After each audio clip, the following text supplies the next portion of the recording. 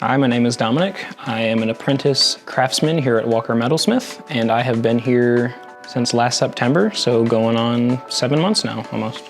A lot of what I've been doing more recently, a lot of the newer apprentices start off with waxes, pulling waxes, making wax trees, just helping with the start of what I would call the assembly line. Outside of Walker, I do and have always loved Legos, and anything I can build, I really enjoy doing. So after I was offered the apprenticeship here, the idea of working on tiny things with my hands sounded pretty fun, and I've been enjoying it.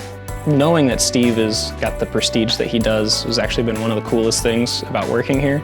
I can definitely tell he knows what he's doing, and he knows what he's doing. Being able to be associated with that has been just a crazy cool experience. I'm hoping I can make a career out of this and be able to share that with my son and my daughter. Like, hey, you know, Dad, what do you do at work? And being able to show them and build up those skills with them just sounds like a fantastic thing to me.